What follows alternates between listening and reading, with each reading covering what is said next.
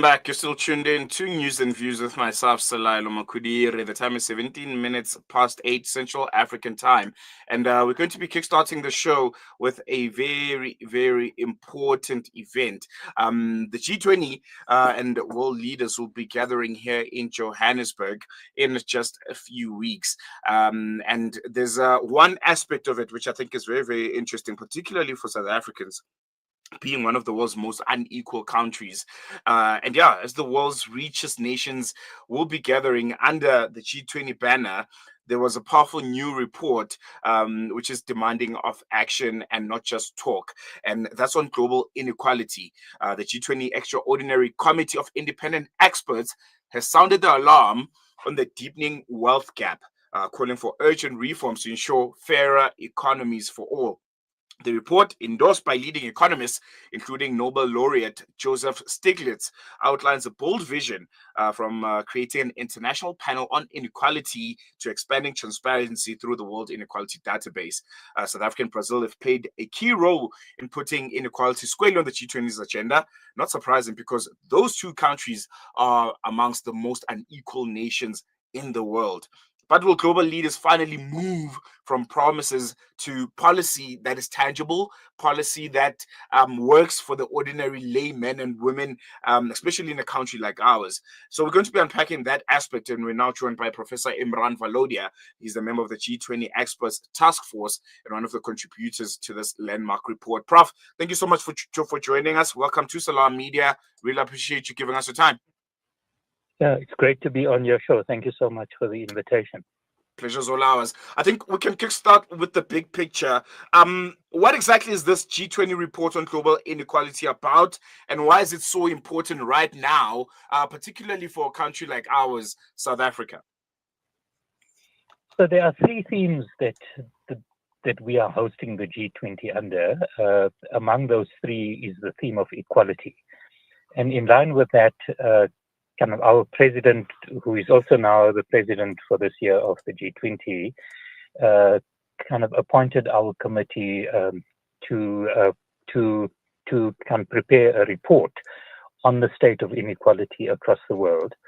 There were a few parts of the brief. The first is for us to come to look at all of the data and the information on the state of inequality, and we've done that in a really comprehensive way.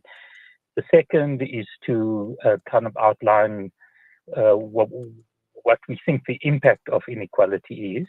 Mm-hmm. Third, to look at what are the driving forces of inequality, and fourth, to make some recommendations on kind of addressing inequality across the world. So, kind of just to be clear, this is not a South African report. It's a report on state of inequality across the world. No, most definitely. And I know you're saying this is not a South African report, but I think it ties down to the true and lived realities of many South Africans. And also added to that is the fact that we'll be hosting the G20 summit this year. But in your analysis and what you guys have found out, why has global inequality become so severe, and what are some of the main drivers for it? Yeah, so we start the report by trying to do a comprehensive assessment of the state of inequality, and I'll share one statistic from our report which would give you a sense of how bad inequality across the world is. So if we take all of the income that's been earned from the year 2000 until now, and we look at who has benefited from the growth in income from the year 2000 to now, of that kind of growth, 41% of the total pie has gone to the top 1% of individuals across the world. So that 1% who are the richest across the world have got something in the order of 41 cents in every rand that's been earned since kind of since the year 2000. Mm-hmm. Contrast that with the fact that the bottom half of society, so 50% of all of global citizens who are at the bottom end of the distribution of income and wealth, in total, that whole group has received only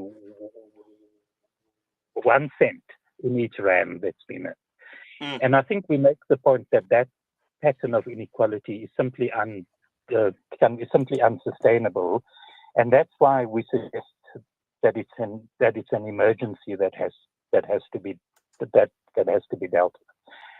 So to answer your question, what are the factors that are driving this? We would break it up into 3 areas. The first is that there's a set of global issues that are driving this pattern of inequality. So here, there's things like the international trading system, the international system on intellectual property, which is driving quite a bit of our technology change. The rules of those systems are really geared towards benefiting a really small elite, largely in the global north, but also to some extent in the global south.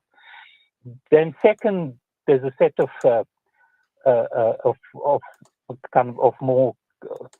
more medium-term economic policies that have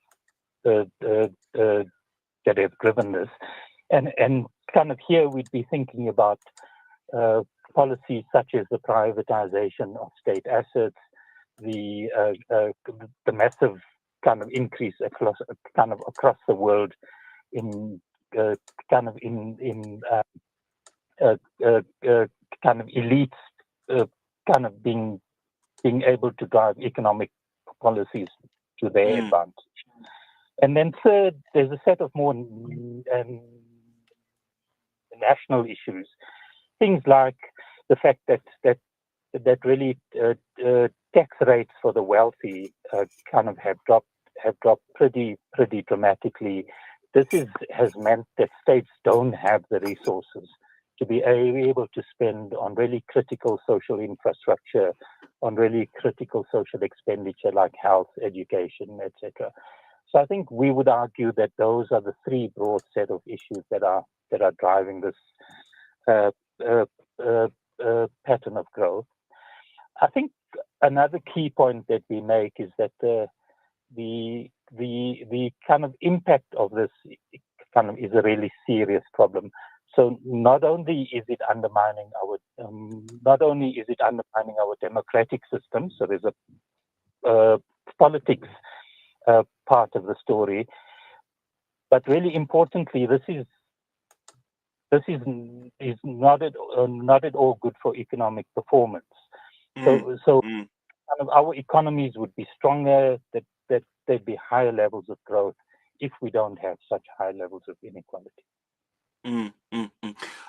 Does this report almost answer the question as to a question that many South Africans are probably asking themselves, why the G20 is in South Africa, and most importantly, how will it affect me? What benefits are there for me as a random Jabulani who's in Soweto or who is in Alexander?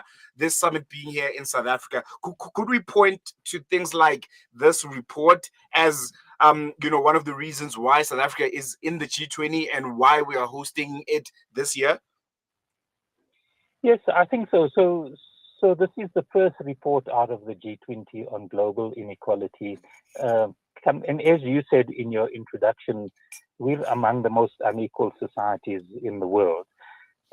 We're quite hopeful from the conclusions of our report and from our discussions with the president that there will be action to set up what we've called the International Panel on Inequality, to do this sort of report on a periodic basis, and to provide provide civil society, to provide uh, uh, uh, governments with the information that we need to shape policies that are going to reduce inequality. So this is a global problem, but it's also a big problem for us in South Africa. And I think ordinary people in South Africa should all read the report. It's kind of in the public domain, but I think we should all be making sure to hold our governments to account, to kind of ensure that we have policies that are going to reduce inequality. No, most definitely, Prof. I think we're going to end on that note. We have unfortunately run out of time, but thank you so much for joining us. Really, really appreciate it, and hope we chat again soon as the G20 is coming closer and closer. Great to be on your show. Thank you so much. There you go, G20 expert task force member, Professor Imraan Valodia, give us a bit of insight onto, I think, a very, very important aspect of the G20, how it affects the true lived realities of you and I, the lay people, men and women who survive in these countries that are part or make up the G20. And yeah, it'll be interesting to see if more reports like this will be coming out, which again, I think it answers the question of why the G20 is here in South Africa. Because a lot of people have been asking themselves, why are we hosting this? Why is everyone so excited about it? And I think a report like this one almost kind of answers it. South Africa being among some of the most unequal, if not the most unequal society in the world, and under the banner of the G20, having a report with recommendations on how inequality can be combated. So I think it's important. I think we need to embrace it. And I think we need to appreciate the G20 being here in South Africa a bit more than we are. And yeah, it's going to be interesting. We're going to be having more and more kind of G20 themed, topics as we head closer and closer to the G20. Salam Media is going to be there at the G20 summit. Our team is going to be on the ground to give you the latest on some of the discussions and the outcomes, and the agreements that world leaders will be making under the banner of the G20. It's very, very historic. It's the first time an African country is hosting the G20 summit. So yeah, need to relish it. We need to interact with it as much as we can, because it's happening at a time where there's so much instability around the world, and South Africa is involved in trying to make sure that whether it's in Sudan or in Palestine, that there is at some sense accountability. There is at some sense the silencing of guns and peace and humanitarian aid to be accessed by those that need it, but also for South Africans themselves. We need to accelerate economic growth. We need to participate more and more in the geopolitical global order. And it's summits like this one that position us, South Africa, as one of the countries who have a voice in the international community. We're going to take a quick break. When we come back, News and Views continues.